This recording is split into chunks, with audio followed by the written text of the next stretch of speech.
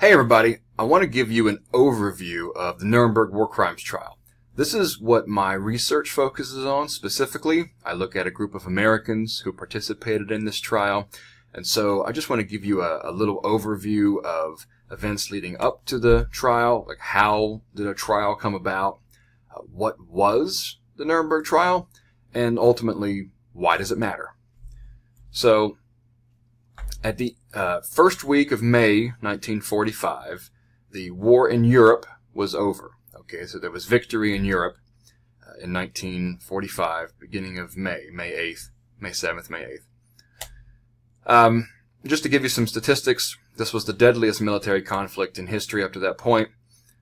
Total casualties, 60 to 80 million. I've listed some of the casualties here. This is just to give you a point of comparison that China, India, Germany, Soviet Union all suffered great casualties. The United States suffered as well, and 419,400 is a lot. But if you look at it compared to other countries, the Soviet Union, for example, suffered tremendous losses during the war. If you look at the Holocaust breakdown specifically, more than 6 million Jews killed, and then also Soviet prisoners of war, the disabled. We used to refer to the Gypsies, but now we call them the Romani, the Roma and Sinti. Homosexuals and Jehovah's Witnesses, all victims of the Holocaust. So this is a picture of Hitler and many of his top members of the Nazi Party, top aides. Hitler killed himself April 30th, 1945. So before the war was even over, he knew it was coming. He knew that Germany was going to lose. So Hitler committed suicide. And the Allies can't do anything with Hitler. In fact, a lot of his top aides are dead by the time the war is over. One of the last top Nazis who survived the war is Hermann Goering, who's right here. He was second in command up until the very end. But a lot of these individuals are dead, and so there's really nothing that the Allies can do with them. But the question becomes, well, what should the Allies do with the Germans they have in captivity? There are really only three options. The first one is a joke. Let them go, really? Like that was never going to happen. But I have to mention that because that is possibly a realist position, that instead of the other two options here, you just have to work with these people after the war is over to try to rebuild the peace. So maybe you just let them go and try to rebuild and let them help to rebuild some sort of peace and international agreement between Germany and other countries. So that's an option, but the Allies were never going to do that. All right. Execute them. This was more common in previous conflicts. If the victorious powers find defeated leaders, they could just execute them. But the United States, Great Britain were not at a place where they felt like that was a good option either. That didn't seem very just. So then the only option left is to put these individuals on trial. And that's what happened. Now, some of the foundations for the Nuremberg trial were laid at this Moscow Declaration, 1943. You might recognize from left to right Joseph Stalin, Franklin Roosevelt, and Winston Churchill. This Moscow Declaration, I'm only going to show you a little brief excerpt of it, but it says, German officers and men and members of the Nazi Party who have been responsible for atrocities, massacres, and executions, whose offenses have no particular geographical localization, will be punished by joint decision of the government of the Allies. So that is the phrase that makes the Nuremberg trial possible, because these defendants that the Allies have in custody, their crimes don't have a particular geographical location. And so they will be tried by joint decision of the government of the Allies. President Harry Truman is in charge of the United States. Franklin Roosevelt died in early 1945. So Truman is president by this point, and he appoints Supreme Court Justice Robert Jackson to be the chief U.S. prosecutor at Nuremberg. Why Nuremberg? Well, this map shows you how Germany was occupied after the war, and each country has a different color-coded zone of occupation. Berlin is right here, and so Berlin is in the Soviet zone of occupation. It is further subdivided into its own zones. So the city of Berlin, the capital of the country, was further divided into separate zones of occupation. The city of Nuremberg is in the American zone of occupation. So that is one of the reasons why Nuremberg was chosen, because the United States wanted to hold the trial in a place that it controlled. Another reason was more symbolic. The Nazis used to hold large party rallies in the city of Nuremberg. And so here are just some images you can see of a Nuremberg rally. There's Hitler saluting the Nazis. You can see the swastika armband on him. Here is Hitler again in the center of this image. You might recognize some more swastika flags in the background. And here's Hermann Goering, I mentioned earlier, who's standing on the left giving a speech. Nuremberg held significance to the Nazi Party. It's also famous for what's called the Nuremberg Laws, the Nürnberger Gesetze, and you don't have to know a lot of German to understand what's going on in this diagram. I'll try to move my head out of the way so you can see. Jude is the German word for Jew. So the Germans came up with a very specific way to determine whether or not someone was Jewish. It had to do with their grandparents. So if you had 3 or 4 Jewish grandparents, then you were Jewish under Nazi law. If you had no Jewish grandparents, then you were pure-blooded German. If you were somewhere in the middle, if you had 1 Jewish grandparent or 2 Jewish grandparents, you were Mischling. You were in the middle.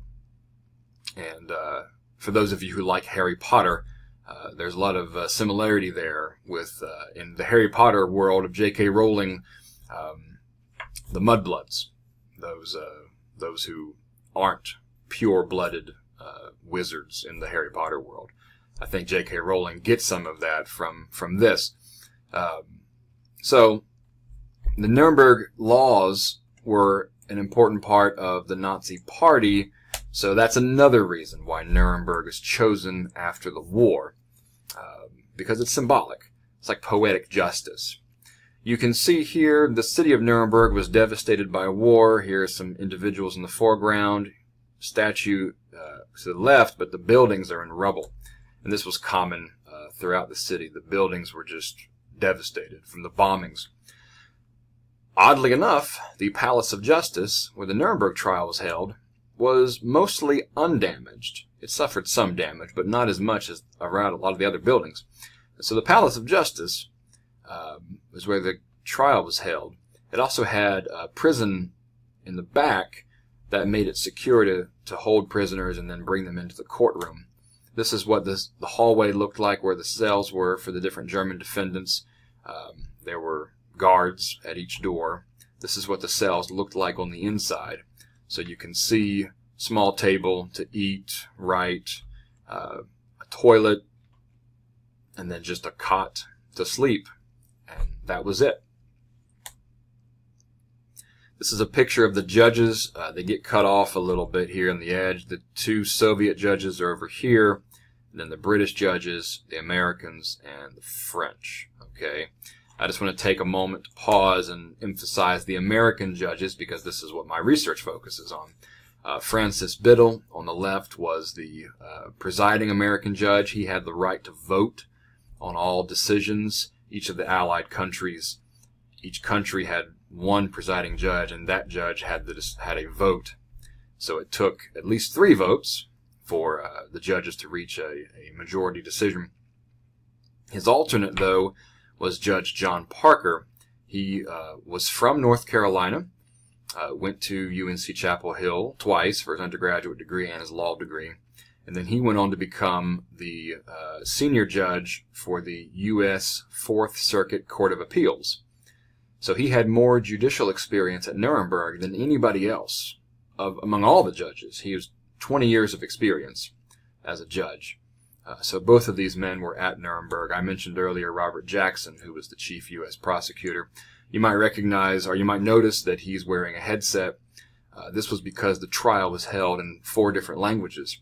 So anybody who spoke, whether they were speaking English, German, French, or Russian, there were translators in the room who were simultaneously translating the language into the other languages. And all you had to do was just turn a dial, and you could hear the language that you wanted to hear. These are the defendants. You recognize Goering here. He's the most notorious Nazi who was alive after the war.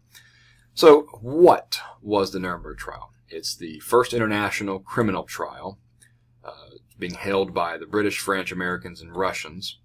It began November 20th, 1945, and then it ended almost a year later, October 1st, 1946. There were 22 German defendants, and you can actually go online to the U.S. Holocaust Memorial Museum and you can find a lot more information about the trial. These were the charges. Conspiracy was the first count, crimes against peace, war crimes, and then crimes against humanity.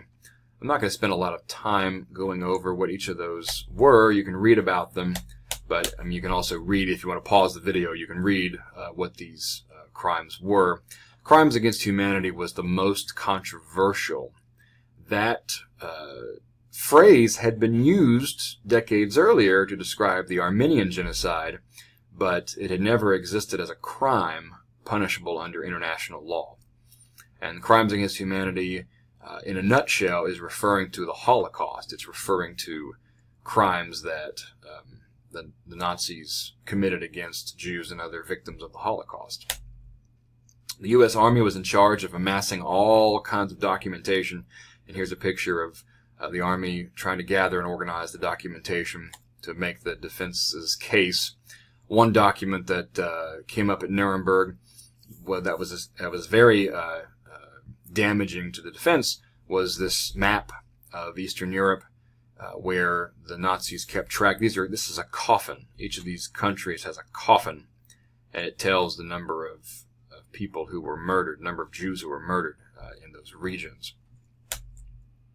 The prosecution also showed a film of the U.S. They had liberated concentration camps, and so there's a film. It's just called Nazi Concentration Camps. You can find it on YouTube. It used to be available on Netflix, actually. It was available there. It's not entertaining at all. It's about an hour long, and it does provide a lot of the horrors of what the Americans found when they liberated those concentration camps. This is a especially grisly exhibit. The American prosecution also showed a shrunken head. This is the head of an individual who was taken captive by the Nazis. He was killed, and using whatever techniques they could, taxidermy, to remove his skull, they were able to shrink down this person's head, and this was a paperweight that existed on one of the Nazis' desks. You also see here, this looks like a painting or something of artwork. This is actually a tattoo. This is someone's skin that the Nazis had removed, and then they stretched it out and put it on a piece of wood. The Nazis also did this to make lampshades. They would use human skin for these purposes. It's pretty grisly, but that is what happened.